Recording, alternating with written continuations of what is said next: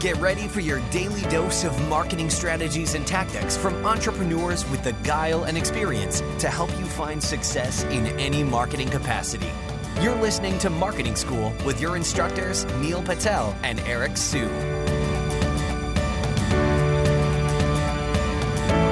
Welcome to another episode of Marketing School. I'm Eric Su. And I'm Neil Patel. And today we're going to talk about 7 elements of an effective marketing report.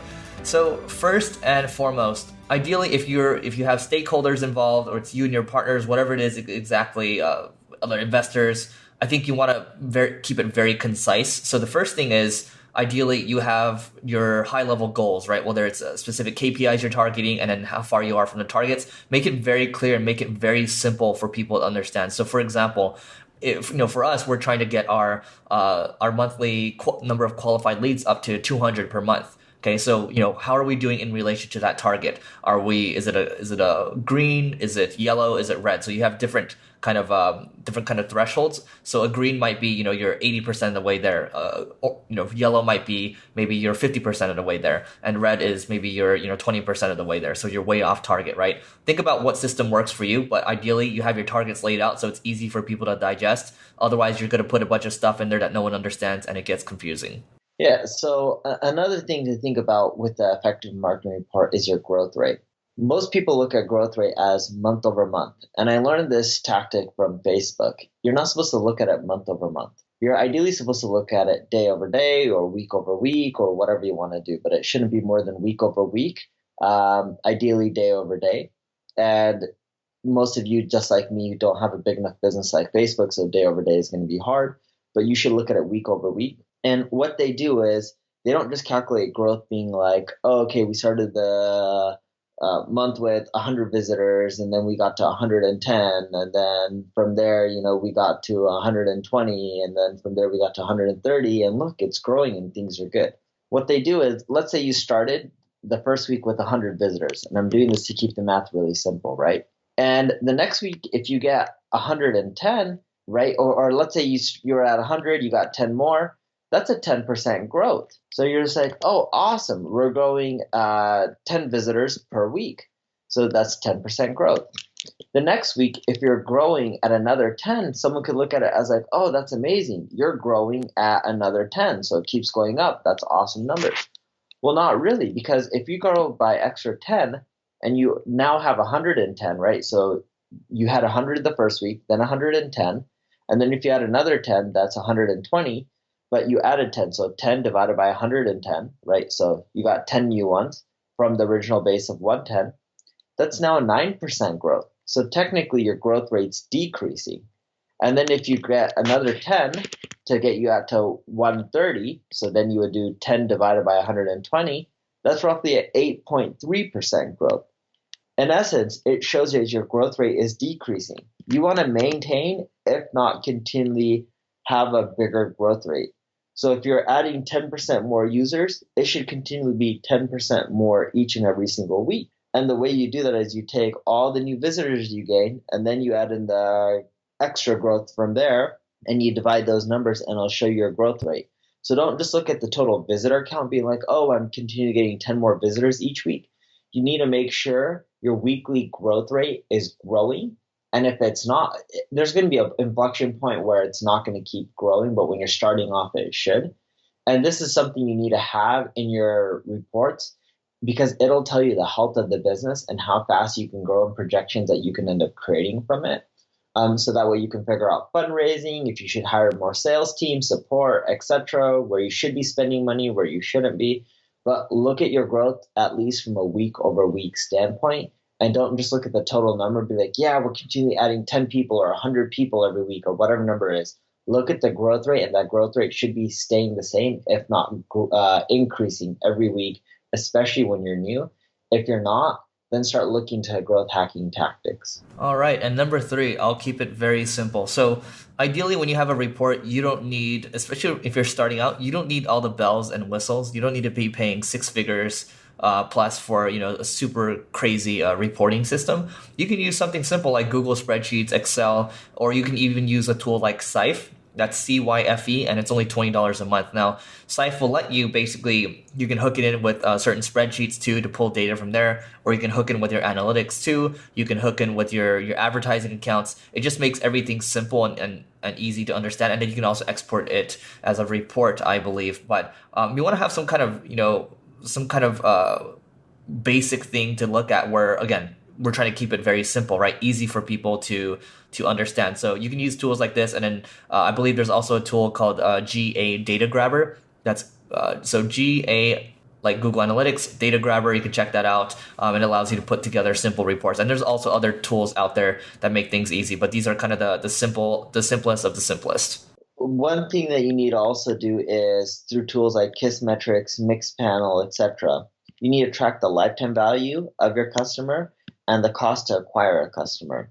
So this will tell you that, hey, if a customer is $500, but you're only spending $20 to acquire them and it's highly profitable, it'll show you to spend more and decrease your profit margins, because that's okay, right? Your profit's so high that you may want to just continue to dump more and more money into marketing. But don't look at marketing just from our revenue is growing. Like, you need the metrics. Like, here's what a customer is worth and here's what we're spending on it. And not what a customer is worth just in the short run, but the lifetime value, right?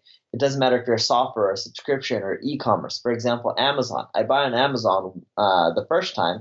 It doesn't mean that I'm only worth whatever I spent the first time and whatever Amazon's portion of those fees are. I also come back and I buy from Amazon probably 20 times a year, right? So what is my true value as a lifetime value of a customer to Amazon? They have formulas to calculate this. That helps them determine how much they should be spending on marketing and initiatives and programs like Amazon Prime to acquire customers in order to maximize their profit in the long run. So make sure in your marketing reports you're looking at your cost to acquire a customer and your lifetime value of a customer. If you don't have that at the beginning, that's okay. You can use tools like Kissmetrics and Mixpanel to figure that out. Yeah, and the next thing you want to look at is your churn too, whether it's your number of customers that you're losing or your revenue churn. So you have two different churns to look at. And if you're unfamiliar with the term of churn, basically it's just how many customers you're losing or how much revenue you're using, typically on a percentage. And I think there's a really good post out there by Lincoln Murphy on how much churn is acceptable. And a lot of people, especially in the software space, they'll talk about churn, being okay at, generally 1%, 2%, 3%. I think, Neil, that's what you guys are okay with. That's what VCs are typically looking for, right? Yeah, with churn, they don't want, ideally it should be under 10% per year, under 20% max, but it should be somewhere between, if you're doing 10% or less in churn per year, you're doing really good. Right. And so even at 5% or so, this post by Lincoln, if you break down the math at the end of the day, let's say your churn is 5%. Well, that means you need to make back, 48 of your customers or so. Let's say you have 100 customers, you're going to have to make back 48 of those customers. So it is an uphill battle even with 5% churn. But if you have other things like upsells, cross-sells, things like that, you can also even get to negative churn. But that's a whole nother topic. So what is number 6, Neil? Number 6 is so I'm trying to figure out an easy way to explain this. So I was talking to HubSpot the other day, and they have some awesome employees, and they have a bigger company than I do, and they, of course, are doing a way better job, especially when it comes from the revenue end, right? And I was talking to one of the guys named Ryan, who runs marketing there in Asia Pacific, like Asia, Singapore, Japan, etc. I don't know what they call it. I think it's like APAC or whatever the term that they use. And if you look at how many visitors they get and the results for a headcount, it's still good, but they have way too many people for the results that they're actually getting. So one thing in your report, I'm not saying don't hire more people. The beauty of HubSpot is they're doing so well and their sales team's crushing, and even their marketing team overall, they have enough rock star employees where they're doing an amazing job. But in your marketing report, you should look at the results, not just per spend, but how many people you have. Because the key with marketing is it should scale without continually adding more and more headcount. You don't want to have a marketing department with 100 people. That's one too many people. You don't want to have a content marketing team filled with 20 people. You don't need that many people within content marketing.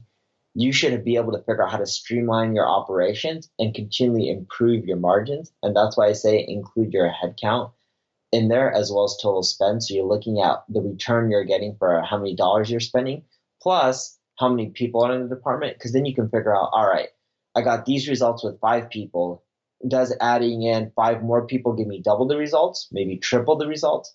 If you're getting to a point where you're like, oh, if I added 5 more people, but I'll only get 20% more of the results, something's off, right? It'll tell you that, hey, don't keep adding headcount. But if you can double up your headcount and get 3 times the amount of results, then you know you should be doubling up your headcount in marketing. All right, number 7 is your net promoter score. So net promoter score basically allows you to measure the sentiment of your customers. So you can have your promoters, people that are neutral, and then you have your detractors too. And I don't want to go too far in depth, but you can basically Google what is net promoter score and find out how you can calculate this. But it doesn't have to just be net promoter score. Just having a way to quantify customer satisfaction is important, because then you can figure out how to go out there and fix things. And I know other people out there, they might be looking at number of support tickets or sentiments based on the support tickets. But net promoter score, if we want to keep things simple for both service-based businesses and product-based businesses, it keeps things. You can start just by using a net promoter score with a tool like SurveyMonkey. They have the template built out,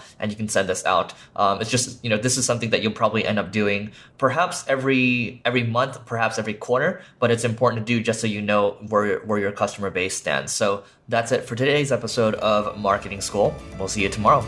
This session of Marketing School has come to a close. Be sure to subscribe for more daily marketing strategies and tactics to help you find the success you've always dreamed of.